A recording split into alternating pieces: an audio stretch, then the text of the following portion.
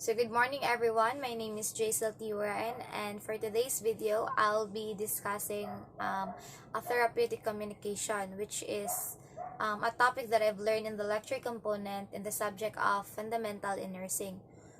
So what is therapeutic communication? A therapeutic communication, it is a process where communication technique are being used to promote the well-being of a patient in a nursing care profession. So, it is also a collection of techniques that prioritize your physical, your mental, and emotional well-being of the patients. So, the number one that belongs in the therapeutic communication is the active listening.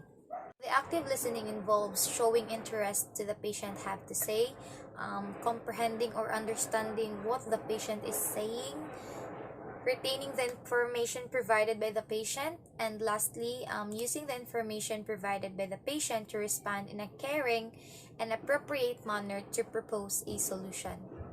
Yes, of course. Tungod sa mga information na gihatag sa patient, you're able to provide a solution through this.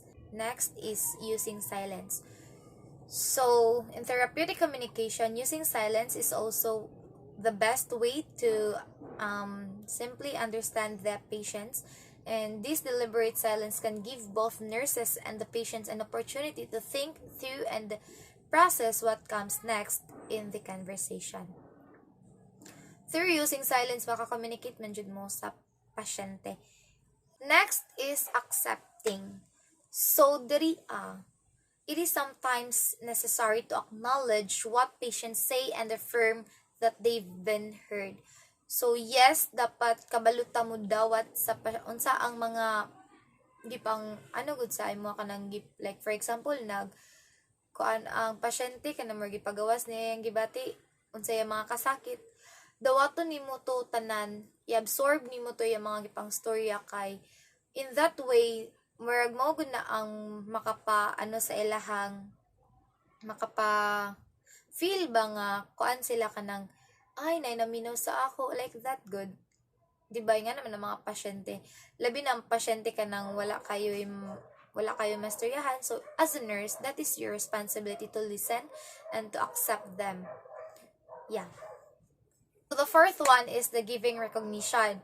So recognition acknowledges the patient's behavior and highlights it without giving an overt compliment. So, kuan daw diri ka nang i-recognize lang gud nimo ang pasyente kung like for example kanang kung tahay kanang kaya mukat na siya kanang wala siya kuan sa iyang kaugalingon ba like wala na siya pakialam gubot wala siya panudlay-sudlay kanang ana gud tapos imo lang siya i-recognize nga kay nagsudlay man siya nakita nimo siya nagsudlay so imo lang siya i-recognize nga nagsudlay siya like nindot iyang buhok kay kanang ana in that way murag ma-feel better pud baya ang isa ka pasyente pag ingana so pero dili ta mag-over compliment ka nang basin malain na pud noon ma-offend na pud noon ng pasyente pag imo siyang i-over compliment so mag-give lang tag recognition pero kuan lang moderate dili ta dapat mo-over.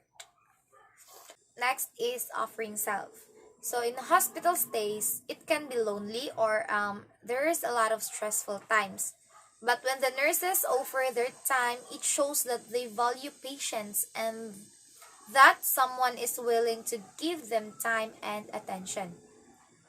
So best example here is that for example kanang pasyente nga na-depress or like na-depress yan no walay kanang alone kay siya lang jud isa so as a nurse willing ka kanang maminaw sa iya willing ka mag-offer sa imong kagalingon maghatag og time make time for the patient to listen their mga unsa ilang mga kakulian sa ilang kinabuhi like that in that way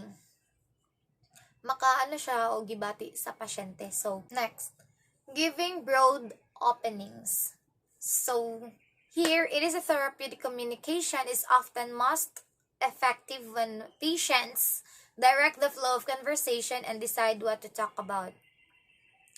To that end, giving patients a broad opening such as what's on your mind today, Or what would you like to talk about? Muna siya ang giving broad openings. Making observation is a therapeutic communication. An observations about the appearance, demeanor, or behavior of patients can help draw attention to areas that pose a problem for them. So, like for example, ano yun mong na-observe is that OMG, akong patient na mayat na like that.